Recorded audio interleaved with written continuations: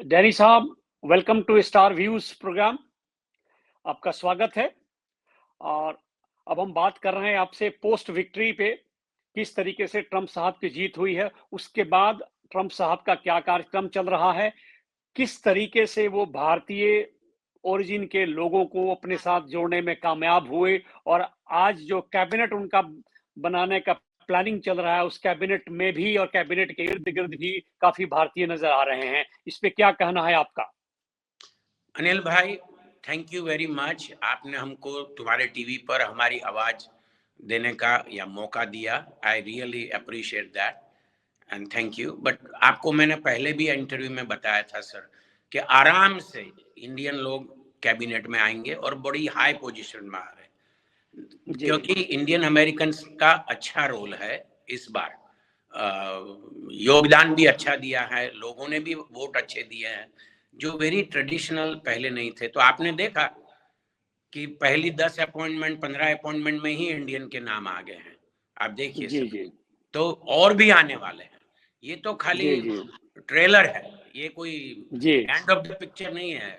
अभी बहुत इंडियंस आएंगे, लेकिन वो सभी कैबिनेट पोजीशन में नहीं जाएंगे। सेक्रेटरियल पोजीशन में जाएंगे, की पोजीशन में जाएंगे, डिफेंस में जाएंगे, हेल्थ केयर में जाएंगे, because Indians are smart and I told you before, they are highly educated, they're very smart and they can do lot better for all of us. तो एक दो अपॉइंटमेंट से नहीं, लेकिन ये पहली बार ऐसा हुआ है कि 2-3 अपॉइंटमेंट कैबिनेट में अगर मिल गई तो it will set a trend for the new generation sir. तो ये बहुत इंपॉर्टेंट है हमारे लिए कि ये नया ट्रेंड सेटिंग कि भाई Indians are there, we are capable and we are able, not only capable, able है कि एडमिनिस्ट्रेशन में काम करें और अच्छा काम करें। अब ये आपको हमारे जो दोस्त हैं, आप हमारे भाई हैं जो कैबिनेट में, अब उन पर सब निर्भर है। अगर उन्होंने अच्छा काम नहीं करा तो प्रॉब्लम है, अच्छा करा बिल्कुल क्या है। ठीक। यहाँ भी डैनी साहब, हिंदुस्तान में जोर शोर से ये प्रोग्राम बन रहा है कि राष्ट्रपति ट्रंप की जो पहली विदेश यात्रा हो वो इंडिया में हो। तैयारियां शुरू हो गई हैं, चारों तरफ से लॉबिंग हो रही है, लोग कोशिश कर रहे हैं ताकि उनका पहली यात्रा हिंदुस्तान में हो। आपको लग रहा है कि इसमें कुछ प्रोस्पेक्ट दिख रहा है? देखो, ये बहुत जल्दी की बात है। ये इट्स कॉल्ड विशफुल थिंकिंग कहते हैं उसको। ऑफ कोर्स मेरी तो इच्छा है जो पहली यात्रा वो हमारे देश में ही करे और हमारे देश के लोगों से जुड़े, हमारे पॉलिटिशियन से जुड़े, हमारे कंट्री के लोग। लेकिन ये अभी टू प्रीमेच्योर है, बहुत जल्दी है, क्योंकि दुनिया में आग लगी हुई है सर। हजारों लाखों लोग मर रहे हैं एक्चुअली फिजिकली। सो प्रायोरिटी तो मेरे ख्याल से वो जिनको देनी है उनको ही देंगे। मेरे पास ऐसा कोई ये नहीं है बल, क्या बोलते हैं, क्रिस्टल बॉल कि आप इंडिया जाएंगे, पाकिस्तान जाएंगे, चाइना जाएंगे, ऐसा नहीं है। इनका जो स्टाफ है उनकी priority, yes I wish he comes to India first. Danny साहब, इसके अलावा जिस तरीके से अमेरिका की अर्थव्यवस्था अभी है, वहां एक बूस्टर की आवश्यकता है, एक जबरदस्त पंप करने की आवश्यकता है। तो आपको लग रहा है कि उस दृष्टि से ट्रंप साहब अभी काम कर रहे हैं और उस पे फोकस करके लगेंगे सबसे पहले? एब्सोल्युटली। मैंने आपको लास्ट इंटरव्यू में भी आराम से बताया कि उनको पहला है immigration, economy, draining the swamp. Draining the swamp बहुत लोगों को ध्यान में नहीं आता है, लेकिन जो लोग 25-30 साल से वॉशिंगटन डीसी में पॉलिसी इम्प्लीमेंटेशन के लिए बैठे हुए हैं, वो प्रधानमंत्री को काम करने नहीं देते हैं। सो अमेरिका में सिस्टम है कि नया प्रेसिडेंट आए तो उसकी खुद की टीम लेके आएगा। मैं आपको जस्ट अंदाज देता हूँ, 4000 से ज्यादा अपॉइंटमेंट ट्रम्प साहब को करनी है जनवरी 20 के पहले। 4000 से ज्यादा। तो तभी उनका तंत्र काम में आएगा, क्योंकि ये जो पुराने जमे पड़े जो उसको बोलते हैं ओल्ड एस्टैब्लिशमेंट, हम स्वाम बोलते हैं, ये सबको वहां से निकालना पड़ेगा। अगर निकाला नहीं तो हमारा बोरिया बिस्तरा गर्ग है, क्योंकि आप कितना भी कर लो ऊपर से, नीचे इम्प्लीमेंटेशन नहीं होगा।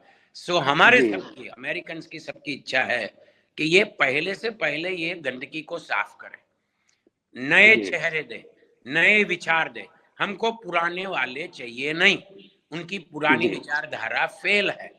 देश के ऊपर जी 40 ट्रिलियन का कर्जा चढ़ गया है, लेकिन ये जी कुंभकर्ण के माफक सोए हुए हैं। हमको जी जी अगर इनको हमने निकाला नहीं तो अमेरिका का भविष्य उज्जवल नहीं है सर। अगर अमेरिका जी का भविष्य उज्जवल नहीं है तो बहुत सी कंट्रियों को उसका जबरदस्त नुकसान होगा। होगा, बिल्कुल। डैनी साहब, जैसा कि आप जानते हैं और सबको मालूम है कि वहाँ संसद में यानी कांग्रेस में, सीनेट में भी और हाउस ऑफ रिप्रेजेंटेटिव में भी ट्रम्प साहब बहुत कंफर्टेबल हैं। तो संसद में कोई प्रॉब्लम की संभावना नहीं है, बिल पास हो जाएँगे, फाइनेंशियल कोई क्राइसिस नहीं होगा, क्योंकि दोनों जो हाउस में उनके लोग हैं और उनको एब्सोल्यूट मेजॉरिटी उनके पास है। अब देखने वाली बात यह है कि ट्रम्प साहब का प्रायोरिटी नंबर 1 काम क्या होता है? इकोनॉमिक की सुधार हो रही है या अंतर्राष्ट्रीय स्तर पे युद्ध को खत्म करना और अपने वर्चस्व को बनाए रखना, जो कह रहे थे कि हम अब गोल्डन एज में जाएंगे, यानी वो एज जो रीगन के पहले वाला अमेरिका था, उसकी बात उन्होंने की थी। तो क्या आपको लग रहा है कि शुरुआत उनकी कहाँ से होने वाली है? सो गोल्डन एज का मतलब है रेगन वाला, रेगन के पहले वाला बहुत बुरा हाल था। और जो प्रेसिडेंट थे कार्टर साहब, उन्होंने 21% पर ब्याज पर लोगों को पैसा दिया था, बिजनेसमैनों को 20% पर घर का इंस्टॉलमेंट मिलता था, मतलब लोन मिलती थी। सर वो जी। गोल्डन एज नहीं था।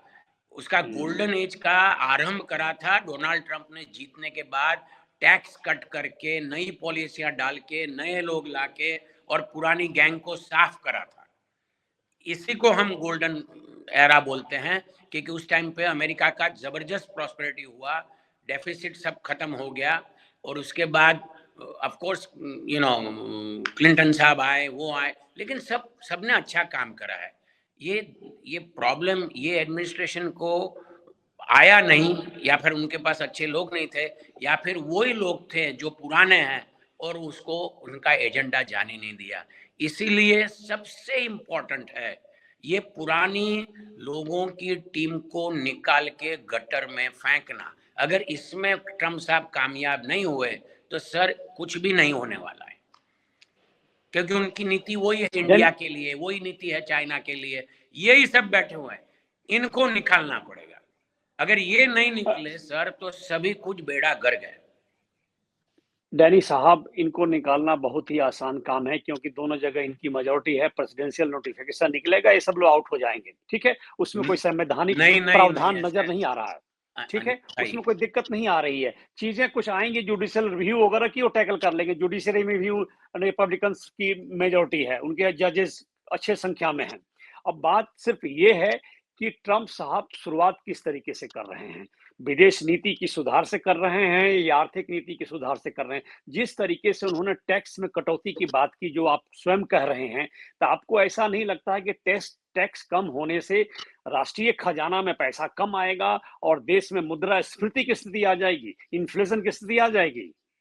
नहीं, लेकिन टैक्स कम करने से एंटरप्रेन्योरशिप, मतलब देखो कोई भी देश खुद का पैसा नहीं बनाता है, इंडिया हो जी या कोई भी कंट्री हो, लोग पैसा बनाते हैं और उसमें से वो पैसा देते हैं। अगर आप सबके हाथ पांव काट के जबरदस्त टैक्स लगा के बिजनेस ये वो सब जगह पे नुकसान करोगे तो आप कंट्री के पास पैसा कहाँ से आएगा? तो कंट्री के पास पैसा आता है जब कंट्री के लोग प्रॉस्पर होते हैं। ये गलत बात है कि अमेरिका प्रॉस्पर है। अगर अमेरिका के लोग प्रॉस्पर है तो अमेरिका प्रॉस्पर है। अगर तुमने ज्यादा टैक्स डाला, ये डाला, तो लोग बैठ जाते हैं 4 साल के लिए, बोले ठीक है, जैसे बाइडेन साहब के साथ करा, वो नहीं करेंगे धंधा। भैया जो मिलियनर है वही लोग जॉब तैयार कर सकते हैं, गरीब आदमी गरीब को जॉब नहीं दे सकता। जो इनके पास बिल्कुल। पैसे हैं अगर उनको आप सहूलियत दोगे तो वो नए बिजनेसेस डालेंगे, नए आइडियाज डालेंगे।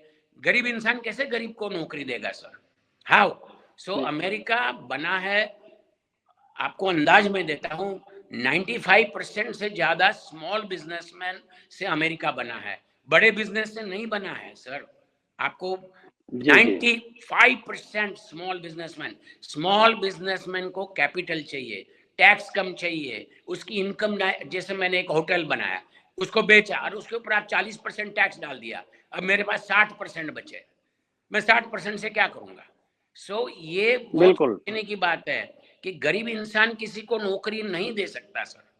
और यही बात बिल्कुल पॉलिटिक्स में बरसों से चल रही है। खजाना कहीं जाने वाला नहीं।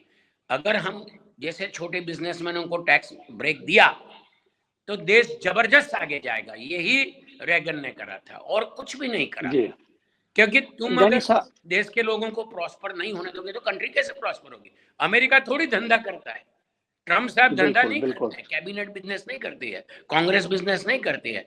वो जो बिजनेसमैन पैसे बनाते हैं उसको मैनेज करते हैं। जी। लेकिन डैनी साहब, एक मैं बस पॉइंट ऑफ ऑर्डर दे रहा हूं आपको कि ट्रम्प साहब बिजनेस करते हैं। ट्रम्प साहब का बिजनेस हिंदुस्तान में भी है, ट्रम्प टावर, और चाइना में भी है, ठीक है। तो ही बहुत जबरदस्त बिजनेसमैन है, इंडिविजुअल भी। ये बात ठीक है कि अमेरिका के लोगों को बिजनेस करना चाहिए, वो करेंगे। लेकिन सबसे बड़ी संभावना जानते हैं अमेरिका में क्या है? एक ऐसा पॉपुलेशन जिसको आप लोग ब्लैक कहते हैं, वो निहायत ही गरीब और गरीबी रेखा के नीचे हैं। उनको समाज के मेन स्ट्रीम में लाना सरकार की जिम्मेवारी होनी चाहिए, लेकिन वो हो नहीं पाता है। उतने दरिद्र, उतना गरीब तबका हिंदुस्तान में भी नहीं है। जो मैं अभी आज वहां था, देख कर आया, उनकी गरीबी, उनकी समाज में प्रतिष्ठा वो इतनी निम्न है कि मतलब हिंदुस्तान में किसी से तुलना भी नहीं की जा सकती है। तो ये भी एक सरकार की प्रायोरिटी होनी चाहिए। हालांकि वहां की मौजूदा सरकार जन कल्याण में हिस्सा बहुत ज्यादा खर्च करती है। खजाने का बहुत बड़ा हिस्सा जन कल्याण में जाता है, पेंशन में जाता है, बेरोजगारी भत्ते में जाता है। लेकिन वो तबका है जिसके लिए सरकार को नीति बनानी चाहिए। तो अनिल भाई, आप जब अमेरिका आए तो आप गलत स्टेट के अंदर थे, इसके लिए आपको गलत फहमी हो गई है। वॉशिंगटन डीसी में जब आप थे तो वहां से 95% लोगों ने ट्रंप का विरोध करा है। मैं आपको आज जी बता देता हूं। उसके बाजू जी में जी वर्जीनिया है, उन्होंने भी उसको वोट नहीं दिया है। ये जो आप गरीबी की बात करते हो और ये जो भीख मंगे जो आपको दिखते हैं, ये जी सब क्रिएट करे हुए हैं खाली इसी स्टेट में जहां डेमोक्रेट का राज है। कभी फ्लोरिडा आओ, जी मैं जी आपको प्रॉस्पेरिटी बताता हूं। मैं आपको एक आइडिया देता हूं, जस्ट आइडिया। तुमको किसी ने गलत बोला हुआ है, 100 लोगों का फोटो गिराने से 350 मिलियन लोग गरीब नहीं है, ये झूठ बात है। और उससे भी अच्छा बताता हूँ, फ्लोरिडा तो एक 50 स्टेट में से एक है सर, एक। जी जी फ्लोरिडा की इकोनॉमी इंडिया की इकोनॉमी जीडीपी है ना, उससे आधी जी है एक स्टेट की। हमारी जी जी जीडीपी 1.7 ट्रिलियन डॉलर है फ्लोरिडा की, जी लेकिन यहाँ रिपब्लिकन है। तो हम जी 900 बिलियन थे, वहां से 1.7 ट्रिलियन 4 साल में आ गए। और जहां पर कैलिफोर्निया है, शिकागो है, ये भीखमंगों की लाइन है न्यूयॉर्क में, जी ये सब इनका करा हुआ। और मैं आपको और बात बताता हूँ, अगर आप इंडिया की बात करते हो तो मैं आपको कंपैरिजन देता हूँ। जैसे वर्ल्ड की टॉप 15-20 इकोनॉमीज होती है, इंडिया है उसमें 5वें या 6ठे नंबर पे। तो सर, खाली मेरा अकेला state Florida, it is the 15th largest economy in the world. It is one और almost twice the economy GDP of Saudi Arabia. It is twice the GDP of entire Switzerland country. So आपको गलत फहमी, गलत जगह और गलत information दिया गया है। मुझे मालूम नहीं आपको किसने ये फीडिंग दिया है कि अमेरिका में दरिद्रता है। हमारे वहाँ, मैं अभी ये होटल में बैठा हूँ, वेकेशन पे आया हूँ, हमारे इंडियन भाई है दिलीप भाई करके, उन्होंने अभी 800 मिलियन में बनाया, 800 मिलियन। कहीं तो भी आपको बहुत ही गलत फहमी है। डैनी साहब, फिर हम आएंगे, आपके फ्लोरिडा में भी आएंगे और आपसे मिलेंगे भी, ठीक है। और देखेंगे, आपने स्टार व्यूज से बात की, आपका हार्दिक धन्यवाद। फिर हम आपसे भविष्य में इस मुद्दे पे एक चर्चा बात करते अनिल, रहेंगे। एक जी जी बात अनिल भाई, जी आप इस बार आइए तो वॉशिंगटन और वैसी जगह पे मत रहिए जहां पर रिपब्लिकन स्टेट है, जैसे टेक्सास है और जितने भी है। आप कहीं भी जाइए, आपको ये टेंट वाले लोग, भीख मंगे नहीं मिलेंगे, क्योंकि ये कहां कहां से लाते हो और अमेरिका के सर पर बिठा देते हैं। ये गलत बात है, इसीलिए ट्रम्प साहब जीते हैं। Thank you. ठीक है। और आपका भी थैंक धन्यवाद यू, थैंक यू, मेरा व्यू लेने के लिए। Thank you I so really much. फिर हम अप्रिशिएट। आपसे बात करेंगे। जी जी। Same here sir.